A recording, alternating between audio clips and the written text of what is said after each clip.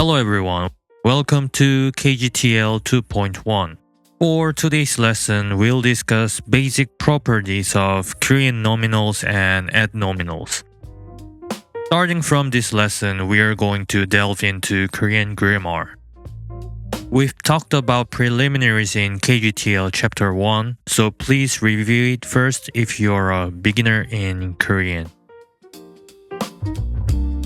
Here's the table of contents.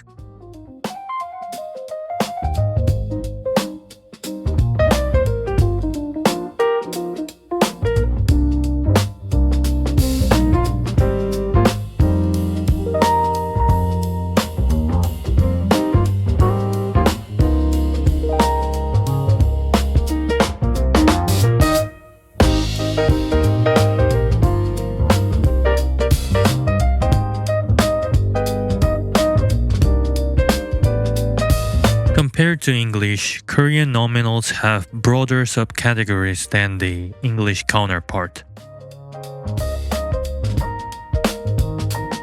Roughly speaking, English nouns can be subclassified into common and proper nouns and pronouns. These are Korean examples of common nouns, proper nouns, and pronouns. Korean and English have almost no difference to these nominal subcategories, with an exception to reflexive and reciprocal pronouns, which will be discussed in the later chapter. As you can see in this diagram, Korean nouns have three additional subcategories to English nouns, namely verbal nouns, bound nouns, and classifiers. These three nominal subcategories cannot be found in English. Verbal nouns are nouns that form a denominal verb when combined with the light verb 하다, meaning to do in Korean. As a side note, a light verb is a verb that cannot form a complete predicate by its own, and therefore requires an additional semantic element as its complement. For example, in the verb phrase such as take a walk, have a look, etc., the verbs take and have cannot convey the intended meaning without the noun phrase complements, which indicates their semantic lightness. Here are some examples of verbal nouns in Korean. 운동 and 연구 are verbal nouns meaning exercise and research respectively. When they combine with the light verb 하다, meaning to do, such derivation results in verbs meaning to exercise and to research respectively.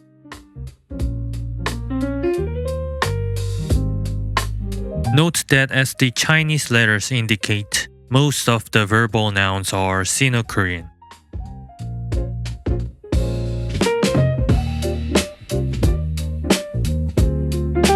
Bound nouns are nouns that obligatorily require an adnominal modifier. It cannot stand alone, unlike common and proper nouns.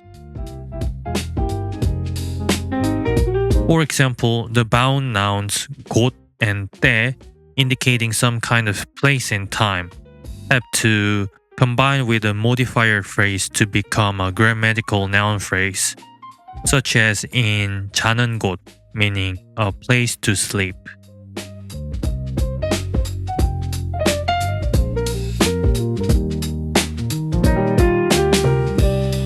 Classifiers are nouns that denote quantity or extent of the head noun when combined with a numeral determiner. Along with bound nouns, classifiers cannot stand alone. For example, 개, 권, and 명 are classifiers that denote a quantity of things, books, and person or people, respectively. As to a specific instance, 책 3권 means 3 books in Korean. Note that classifiers always come along with a common noun and numeral. Now let's take a look at some examples in detail.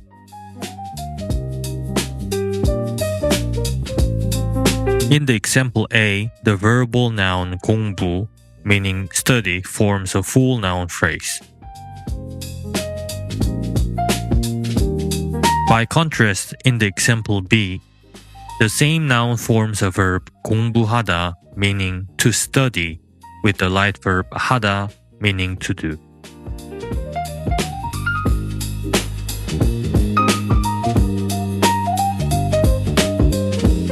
In this example, the blue letter indicates an adnominal modifier, and the red letters indicate the bound noun. As you can see in the comparison, if the bound noun appears alone, then the sentence renders ungrammatical.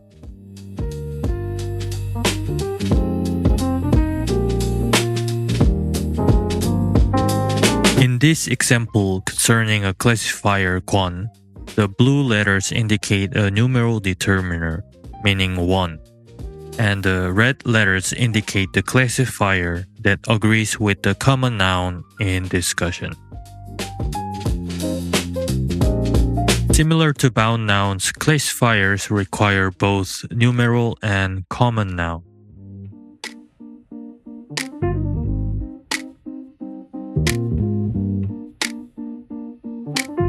Korean has narrower subcategories of adnominals than English.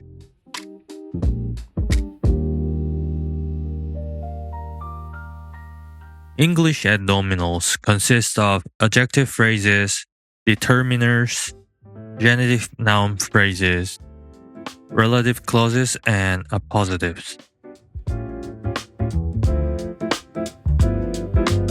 According to a distributional property, the green adnominals are classified as prenominals, whereas the pink adnominal is classified as postnominal. Note that appositives can be prenominal or postnominal, such as in President Donald Trump or Donald Trump, President of the United States. Simply put, Korean adnominals are English adnominals without adjective phrases. Also, note that relative clauses in Korean are prenominal, not postnominal as in English. Moreover, appositives in Korean can be both prenominal and postnominal, as in 윤석열 대통령 or 대통령 윤석열, meaning President Yoon Suk-yeol.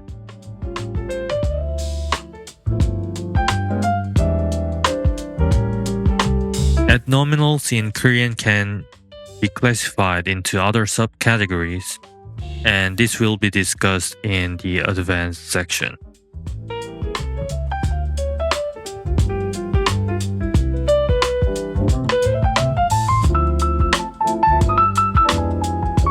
In Korean, determiners are not obligatory with common noun. As you can see in the following English example, the common noun tree in the singular requires a determiner phrase. Otherwise, the sentence is rendered ungrammatical.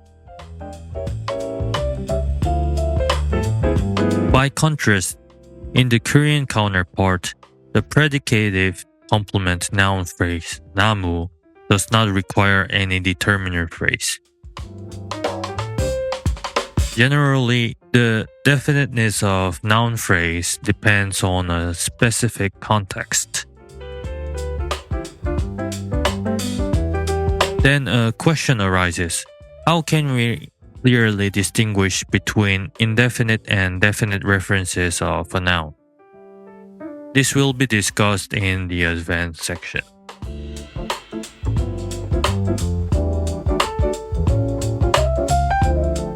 As another result of the lack of count-mass distinction, singular forms of a noun phrase can also indicate plural entities or general ideas in Korean. For example, the singular noun 제보, meaning report, in this context refers to plural entities, namely reports, due to the adnominal modifier phrase 수많은, meaning a myriad of. Likewise, the singular noun 개, meaning dog, in this context translates as dogs, not a dog, because the sentence expresses a general notion about the subject. How to verify whether a singular noun in Korean refers to plural entities or general ideas will be discussed in the advanced section.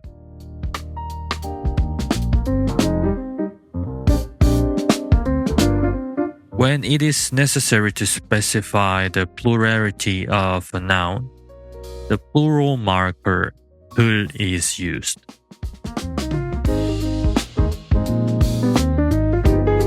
In the example sentence A, the subject noun phrase I, meaning child, is construed as a singular entity, which is in turn interpreted as a child or the child, depending on the context. By contrast, in the example B, the same noun phrase is now attached with the plural marker 들, and therefore refers to a number of children, not a single child.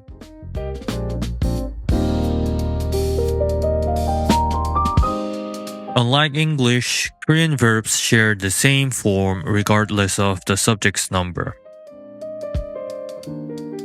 In the example A, the subject is apparently singular in number, indicated by the indefinite determiner 한, which corresponds to the indefinite article in English. On the other hand, the subject in example B is in plural, confirmed by the adnominal modifier 많은, meaning many, and the plural marker 들. However, unlike English, the predicate 웃고 있다, meaning is or are smiling, remains unchanged regardless of the subject's number. Although Korean lacks subject-verb agreement, there is other type of agreement in Korean. This will be discussed in KGTL Chapter 4.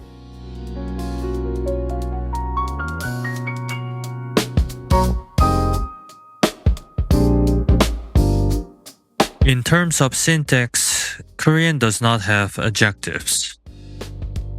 Instead, a certain class of verbs, which I call pseudo-adjective verbs or PA verbs, combined with a modifier marker, form a prenominal phrase which corresponds to the English adjective's attributive usage. Therefore, the similarity between English adjectives and Korean PA verb modifiers can be semi-formally represented as follows. For instance, 막다 is a PA verb meaning clear in Korean. As indicated by the interlinear clause, the verb combines with a modifier and is attributed to the head noun, 하늘, meaning sky. The combination results in a noun phrase which is interpreted as the clear sky. Note that the PA verb with a non-modifier marker or without a modifier marker results in an ungrammatical sentence.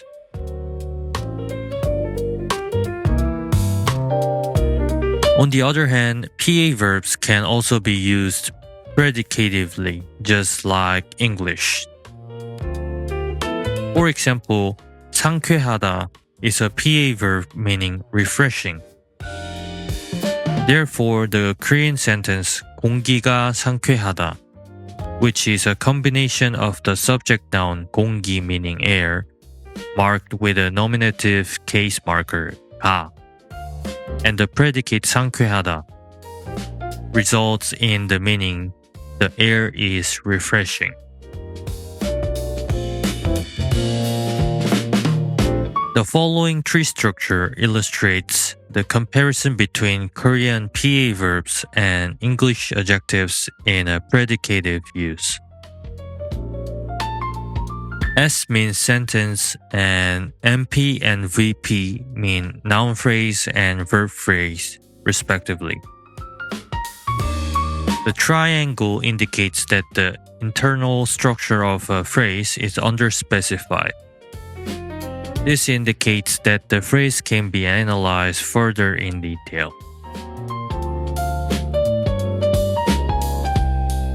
As the contrastive color indicates, the VP in English consists of a copular verb is and the adjective phrase predicative complement, whereas the Korean counterpart renders the same structure and function in a single branch, namely the PA verb with a declarative marker, 상쾌하다.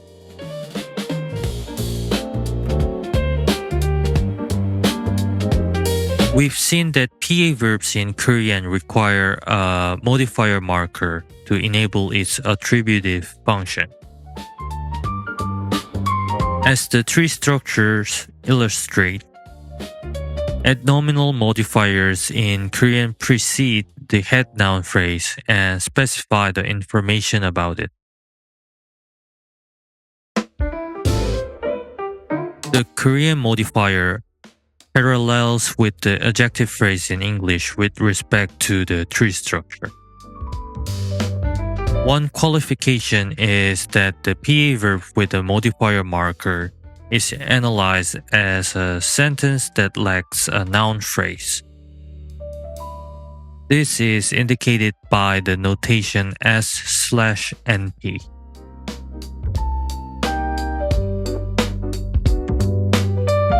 The parallel between Korean and English becomes quite apparent in terms of head directionality.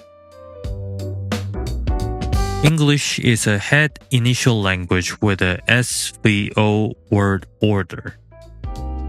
In the example, a kid ate some bread, the verb eat precedes its direct object complement, some bread. On the other hand, Korean is a head final language with an SOV word order. In the example, 영호가 빵을 먹었다, meaning Youngho ate some bread. The verb 먹다, meaning eat, directly follows the direct object complement 빵을, meaning some bread.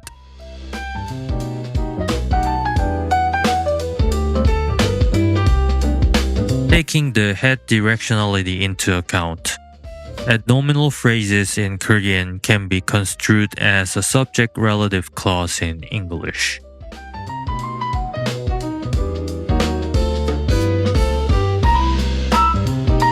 Simply put, Korean PA verb modifiers can be construed as a mirror image of English relative clause.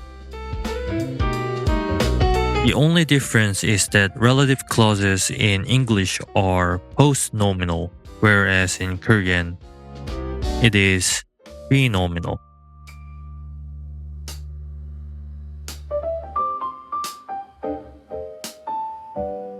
As to the linear precedence of adnominals, Korean exhibits a quite flexible ordering when compared to English.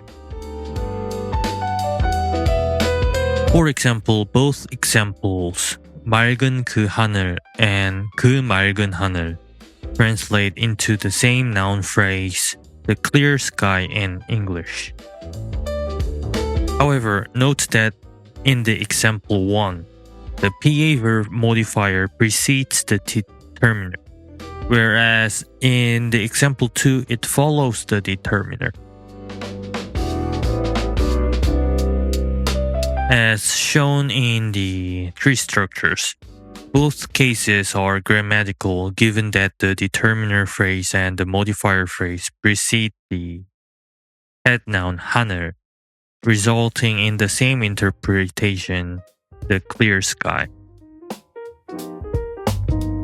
As a side note, it is not necessary to understand the difference between NP and N apostrophe at the moment.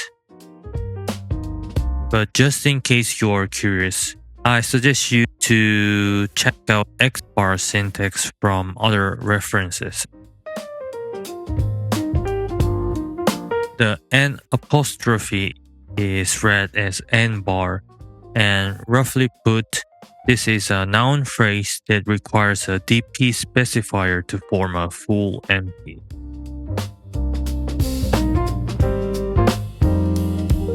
So we've seen that adnominals in Korean exhibit a flexible word order. However, there is an exception. In some cases, adnominals are constrained to follow a particular word order. This will be discussed in the advanced section. Now here's the summary of today's lesson.